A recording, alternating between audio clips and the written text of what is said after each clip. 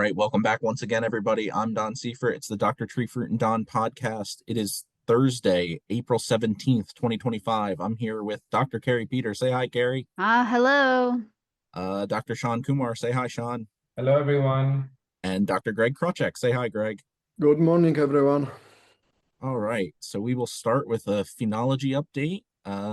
Sean, take it away. Yeah, thanks, Don. So I just wanted to provide some updates on where the things are around the state as far as phenology of peach and apple is concerned. And so this is data that's collected by Don Seifrit, Daniel Weber, myself and my technician Lindsay, Megan Luke from Erie, and Steve Johnson from Apple Castle, along with Melanie Shute. So where we are at for, we'll start with Adams County because that is the further advanced. And so we usually, for apple, we collect from 6 different varieties, right? From Pink Lady, which is usually leading the list, and right down to Fuji, Golden Delicious, Red Delicious. So in Adams County, this was data that was collected on April 14th. We are probably a little bit ahead of what I'm reporting, but Very little, Sean, very little, because I've been watching things every single day. Not much movement. Okay. So just so wherever you saw on the 14th, folks, it's still the same on the early of the 17th in Adams County. That's good to know. I know that we've got some low temperatures as well. So in Adams County, most varieties that we checked were at first pink, and so Fuji, Gala, Golden Delicious, Honeycrisp, Pink Lady, and Red Delicious. I think they might have moved very slightly, but they're close to first pink, and maybe a few blooms that we saw. In Burks, we are mostly at tight cluster for Fuji, Gala, Golden Delicious, and Honeycrisp. For Pink Lady and Red Delicious, we are at pink, so slightly more advanced. In Senna County, we are at tight cluster all around. In Erie, we are at green tip for most varieties. Fuji, Gala, Golden Delicious, Honeycrisp, Pink Lady, and Red Delicious. All of them seem to be a green tip in Erie. And in Lawrence County, which is slightly north of Pittsburgh, we have tight cluster for Fuji, Gala, Golden Delicious, and Honeycrisp. Whereas we are at pink for Pink Lady and first pink for Red Delicious. So that's where we're at different parts of the state for apple. For peaches, in Adams County, we are, depending on the variety, we're anywhere from full bloom to even early petal fall for some of the early blooming varieties. And so, right anywhere from 50% bloom to full bloom to petal fall, depending on the variety in Adams County. In Berks, we are anywhere from first bloom to full bloom, depending on the variety. Center County, we are mostly at Calyx Red. In Franklin County, we have varieties anywhere from early to late pink to full bloom to post bloom, depending on variety. And Lawrence County, we are mostly at pink for most of the varieties. So that's where we are at for peaches. And so that is my phenology report for this week. I also have the freeze damage report for different places in the state. And so again, I'd like to thank Daniel, Lindsay, Melanie, and my graduate students, Michael and Devansh, for putting this together. So in Southern Adams County, what we noticed was the bloom was a little bit more advanced than in Central Adams County. And so we saw quite a bit of damage in Southern Adams County in some varieties, sometimes up to 50 to 70% damage. So that is severe damage, especially in varieties that showed pink. Anywhere we saw pink in the kings or laterals or in the terminals, anywhere we saw even early pink, we saw damage to those buds. And so we lost a lot of kings and laterals in Southern Adams County. In Central Adams County, what we noticed, this I'm talking about apples. In Central Adams County, what we noticed was only the kings were at pink or early pink, so to speak. They were just moving from tight cluster to pink, and those all had damage. So the kings and the terminals had damage. and we saw anywhere from 10 to 20% damage. So still not as bad, and definitely might still require thinning, but it's a wait and go mode now. It's more of, let's wait and see what comes and then make our decisions at a later time.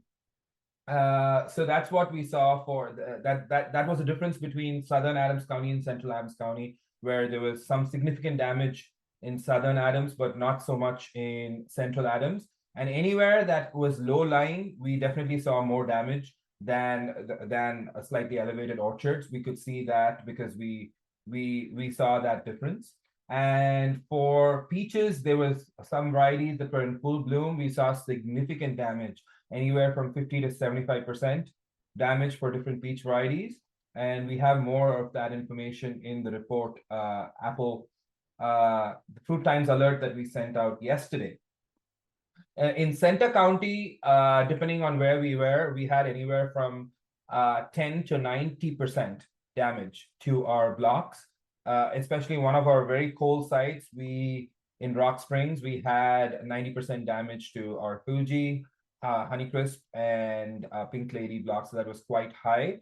And the rest of our blocks, we noticed that it was mostly between 30 to 50% damage. So quite a significant damage, because in Rock Springs, we went down to minus 16, minus 15 as well in some of those low pockets. Sorry, not minus 15 Fahrenheit. And so I always think in Celsius and then I have to change it to Fahrenheit. So so we went down that low, and hence we saw that damage. Peaches as well. Peaches were mostly at Calyx green when that frost hit last week. So in in Center County, we didn't see too much damage in the peaches, maybe 10 to 20%. And there were orchards that did a lot of frost protection measures like fires in South Adams County. There's also some people who ran windmills and frost dragons and things like that. They do seem to have had some effect in reducing damage, but definitely not eliminating that damage, because everywhere in the state, the temperatures went below what was predicted. And so we did see mild to moderate damage depending on the location. I would highly recommend growers to check your blocks. Please check each of your individual blocks, because damage can vary, like we said, anywhere from 10 to 100%, or 10 to 90%, 100%. So you have to make all the decisions based on how much crop has survived. And so sometimes that's easy to see, like in apricots and plums, you can just see, and you can kind of say, okay, these are dead, these are not. That's kind of easy to see in some of those crops. But when you come to apples and peaches, sometimes it's very hard to kind of discern that unless you do, take out some 50 flowers, cut them longitudinally and maybe see for damage in the pistil and ovule. And so it's important to do that and estimate damages for each of your block before you make decisions, especially thinning decisions. And for peaches, this is thinning season now with a seed. And so Adams County, I think a lot of people probably, if you were spraying for peaches with thinning with a seed, you probably did your sprays on Monday, or you will be doing your sprays today or tomorrow at the latest in Adams County for thinning peaches with a seed. I hope you had checked for damage first before you took that decision. But depending on which stage you are, it can be applied anywhere from early to late bloom, up until petal fall, but I would say the earlier the better. Everywhere else apart from Adams County is probably going to spray peaches with a seed either later this week or early next week. And so I would say look at damage, look at sensitivity of the variety, and maybe if you see damage, lower your rates. Usually you can spray anywhere from 10 to 20 ounces of soluble granule of the product per acre in 100 gallons. And so maybe if you've used 20 ounces in the past, maybe reduce it to 15 ounces. If you've used 15 ounces and seen good effects on thinning, then maybe reduce it to 12 or 10 ounces, depending on the damage, depending on the age of the tree, depending on the set that you have this current year. But that's all for me. Thanks, Don. Awesome. Sounds good, Sean. Thanks for the clarification on the Fahrenheit to Celsius, by the way. Yes.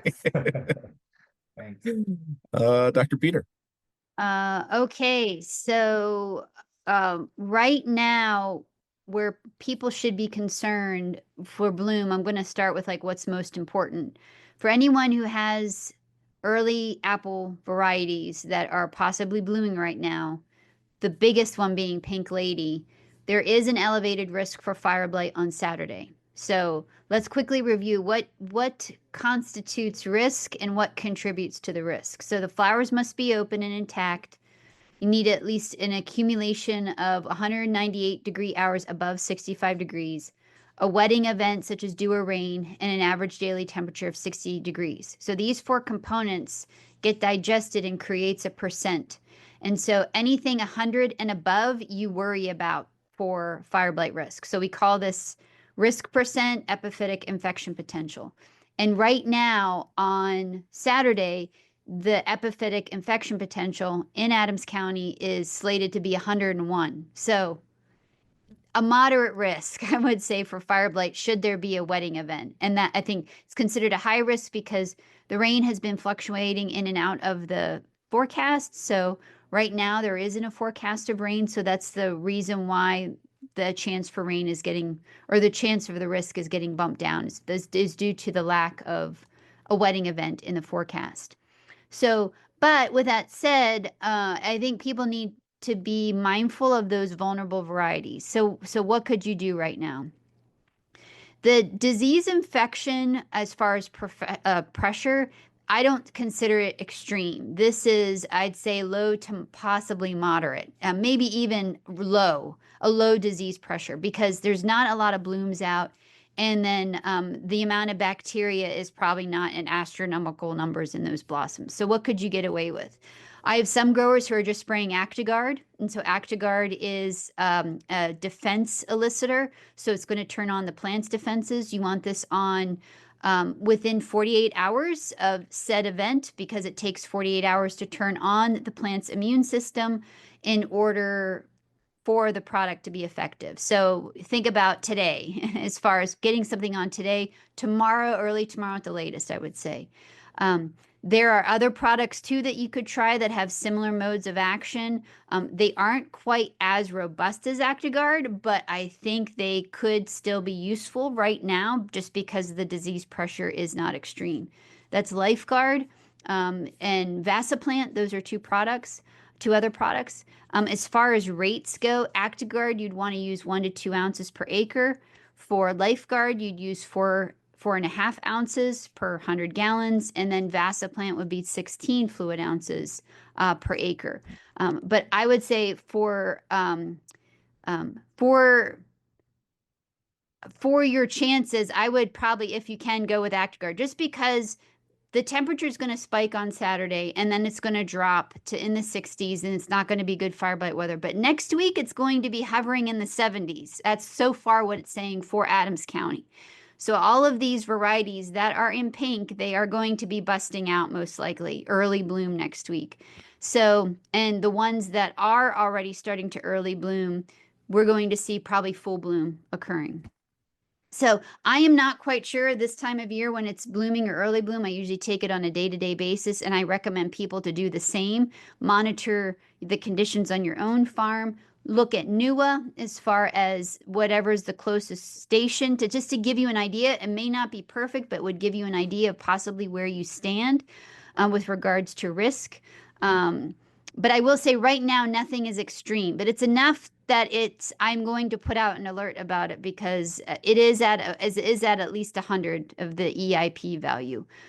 So just for folks to be on alert about that.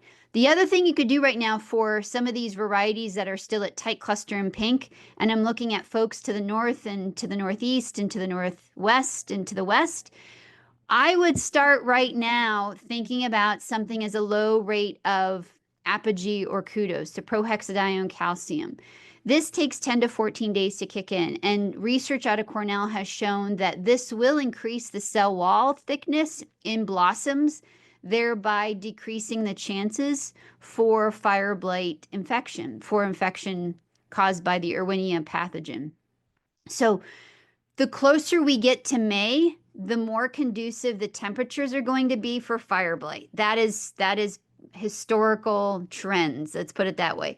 Is it going to manifest this year? Who knows? But it always seems the closer we get to May, the more warmer temperatures are going to be, and the more ideal conditions that will favor fire blight. So think ahead for you folks that are behind, because you can start now. You can start thinking about peroxidine calcium. You could start with an early shot of Actigard if you're in the pink stage. You could think about these other products as well as far as priming the system like Lifeguard and Vasoplant. But I'd say the two big heavy hitters, it's going to be the prohexadione calcium as Apogee or Kudos, and then Actigard as well. And you can mix it. You can mix these together. You don't have to use them separate. All these products can be mixed. And, when we do get to full bloom, then we'll be talking about definitely pulling out the big guns like streptomycin. But I don't think streptomycin is needed right now. I think we can get away with a more conservative approach. And also, if you have something like Serenade ASO or Serenade Opti in your spray shed, that is something else you could apply right now. And maybe apply that either Friday or on Saturday morning when you've got a bit more blooms out. So this is for the folks that I'm thinking of Pink Lady, because this is where my pink ladies are. They're the furthest ahead. So I've got quite a few King's blooms and the laterals are ready to bust open. So this is what I'm thinking about. And if it's my orchard, I would possibly think of putting something, just being conservative. You don't need streptomycin right now. That's what my gut is telling me, and basically what past data with research. This isn't an extreme weather event, so save those streptomycin sprays. So that is my little spiel for fire blight as far as the elevated risk. It's something to be aware of. Is it going to be an infection? It all depends if there's a surprise rain, but hopefully the weather will stay dry that day. For folks who are at tight cluster in pink, if it's dry, this is powdery mildew time. So hopefully folks have had incorporated some good powdery mildew product in their spray tank. Sulfur does the job at 6 pounds to the acre. Don't use less than 6 pounds to the acre. So anywhere from 6 to 10 is a good range, but you can go as low as 6 and still get adequate control. There are other powdery mildew specific products out there as far as the synthetics, the conventional stuff like Torino and Gatton. I think Lunaflex also has some activity. Sevia has activity. Those are the ones off the top of my head. I don't have my list in front of me, but you could also incorporate them for a little more oomph. It looks like things are going to be dry for a period of time, possibly. Again, the weather is sort of in this weird flux state, so we might get a rain shower because it's showing sort of a low percentage of rain for every day next week. Will that come to fruition? I don't know. So with that said, just monitor the conditions at your location, because if we do have any extended rain periods, and it is going to be moderate temperatures next week, comfortable, that will most likely trigger a scab infection. So keep an eye on your locations just to make sure your trees are covered up, because more green tissue will have emerged. And the last thing I want to say is about stone fruit. We aren't in brown rot weather for stone fruit, so I haven't been too concerned about a brown rot blossom blight risk because it just hasn't been warm enough. But I will say this, is that for anyone who lost their stone fruit, this isn't a pass for you to stop controlling for diseases this season. If you don't have any stone fruit, please just use at the barest of minimum sulfur all season just to keep the inoculum load down. So that's for stuff like rusty spot. That could be, even though brown rot isn't there on the fruit that are existing in the trees, you may have cankers that are lingering about. There's also, if you're in the more southern areas and if you're prone to peach scab, which is another fungal disease I see that more in really warmer areas, this is also good conditions for building up peach scab inoculum. So just as a bare minimum, just spray sulfur all season. That's all you need. So that's really all you would have to worry about. If you're worried about bacterial spot, you can use a very low rate of copper all season, very low rate. It's like the 0.5 ounce metallic copper per acre.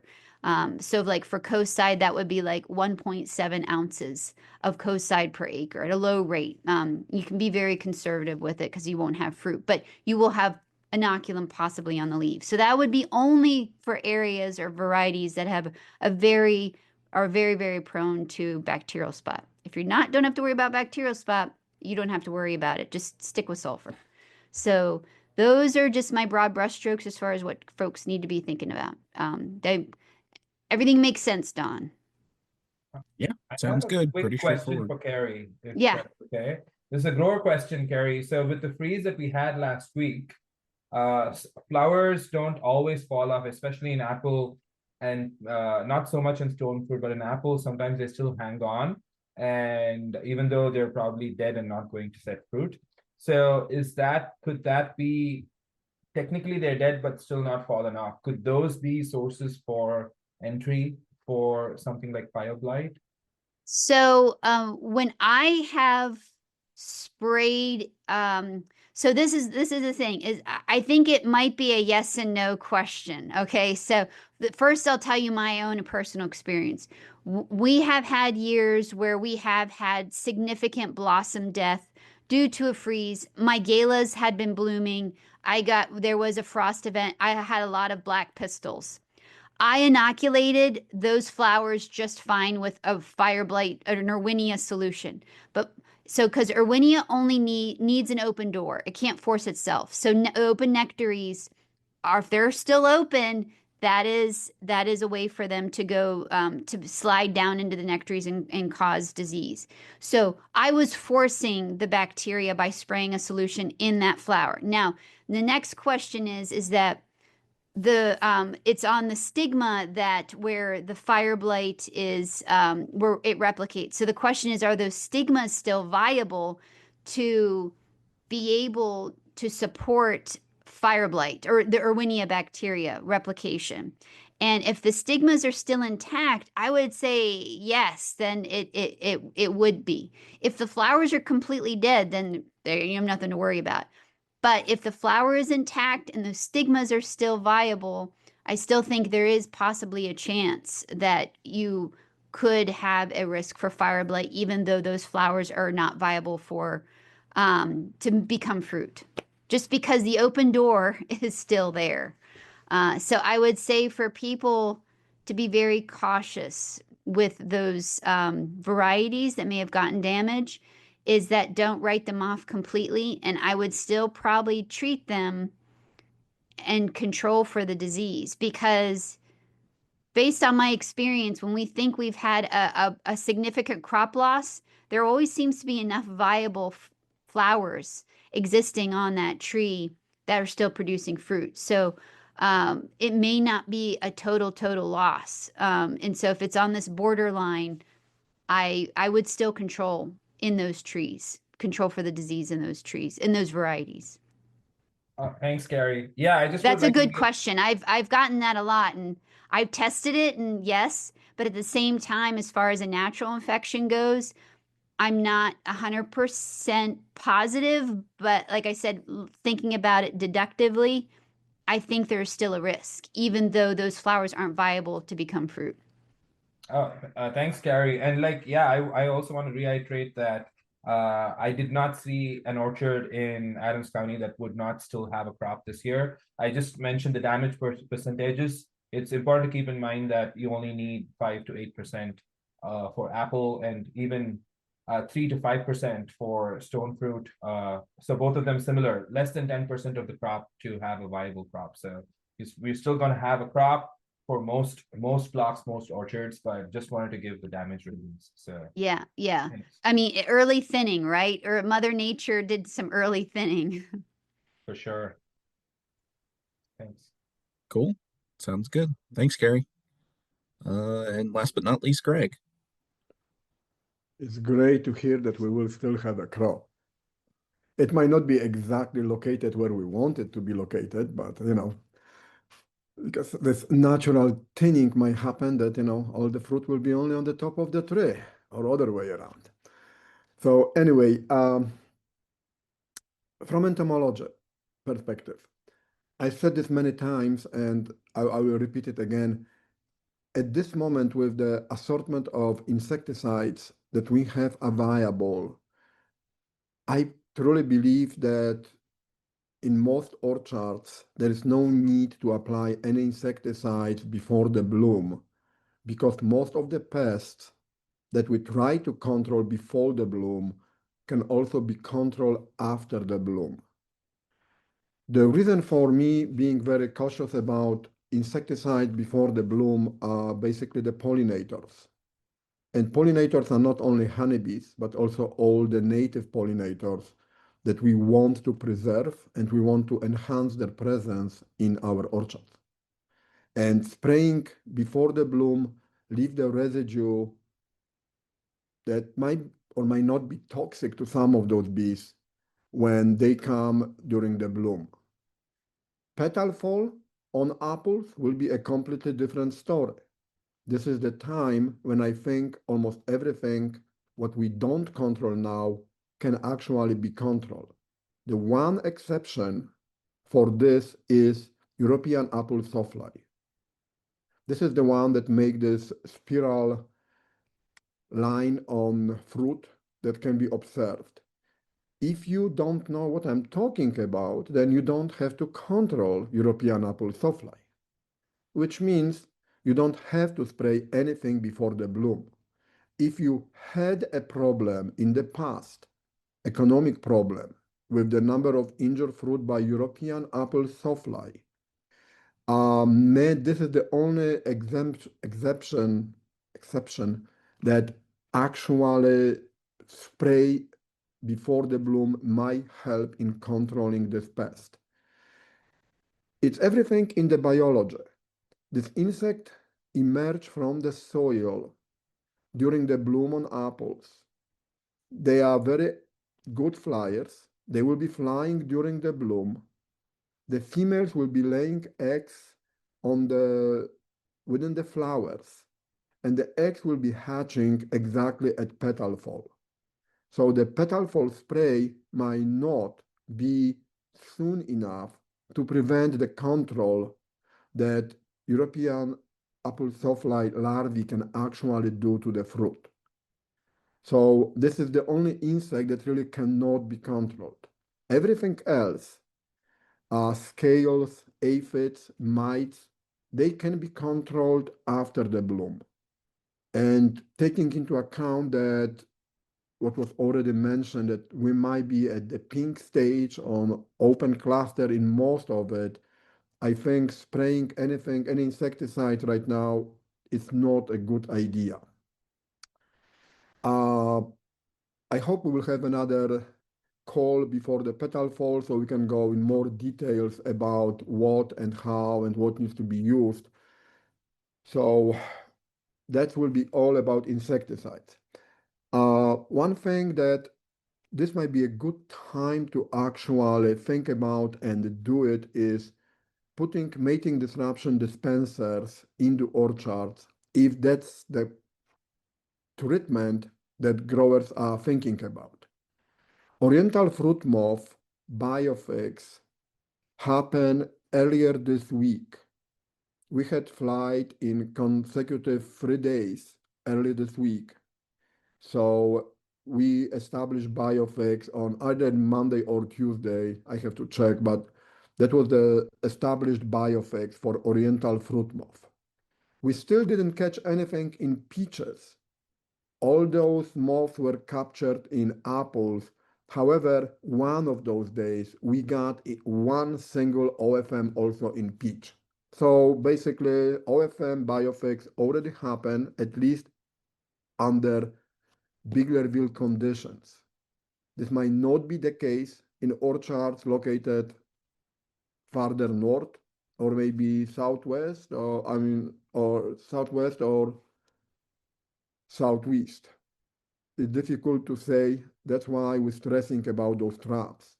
One thing is you should have the traps out already for Oriental fruit moth, maybe red-banded, maybe spotted tentiform leaf miners, because those are already flying.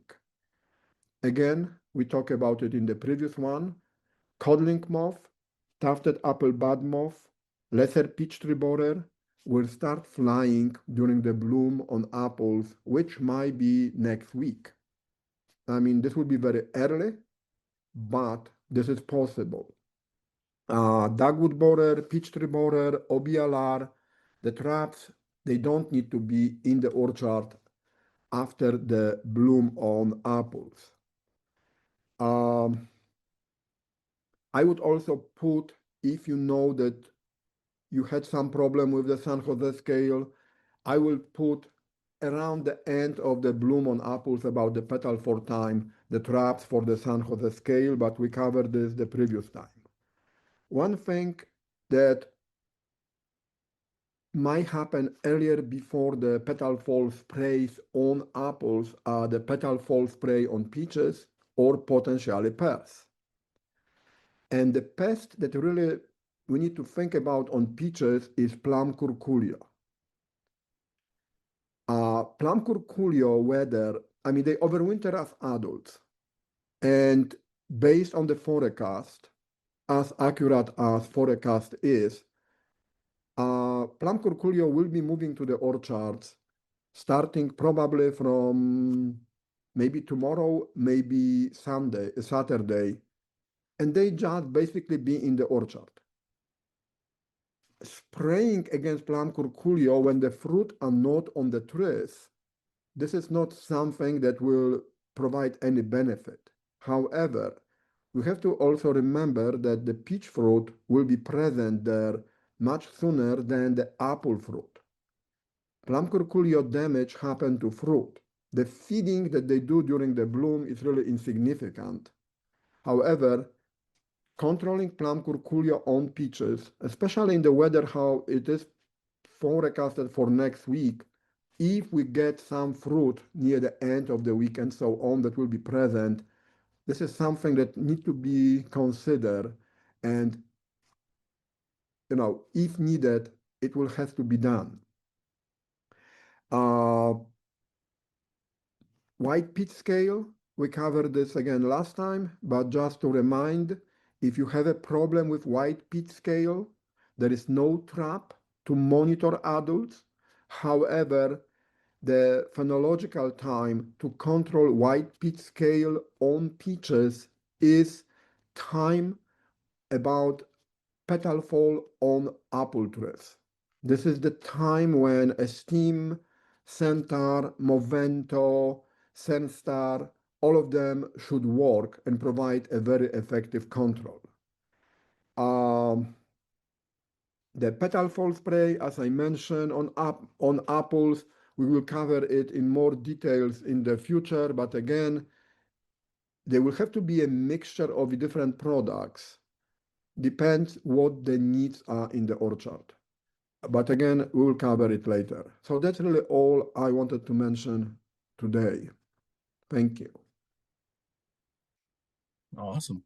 Thanks for the update, Greg. Find the schedule for the spring orchard meetings. All right, so we've got the Lancaster/York meeting on Tuesday, April 29th. That is available online to sign up. That is at Stauffer's Fruit Farm. Wednesday, April 30th is the Adams County meeting. That's at Coons Orchard. Thursday, May 1st is Franklin County, which is at Andrews Farm Market. Tuesday, May 6th, which is my meeting in Berks County. That's at Brecknock Orchards, which is maybe technically inside Lancaster County, but hey, they volunteered. Wednesday, May 7th is the Central Susquehanna Northeastern Region meeting at Green's Fruit Farm. And then I don't actually have locations for the last three, but they are on May 8th, May 14th, and May 15th. The May 8th is at Harner's Fruit Farm and State College. So that's the Appalachian Twilight meeting. And then the Western PA meeting. I know where it's at, but I forget the name of the orchard. It's at Rivendell Farm. Rivendell Farms. Yeah. Okay. And then the last meeting is in Erie County, and that will be at Birch Farms. And that's a morning meeting, that one. All the other meetings start at 6 p.m., except the Erie meeting, which starts in the morning, 8 or 9, I think. Very good. Okay. Well, that was it. Some of those should be available online now to sign up. thank you guys for getting on here this morning and doing this. I will try and get this edited pretty quick, and so folks can listen to this. With that, say goodbye, everybody. See you later. Good luck. Goodbye, everyone. Bye.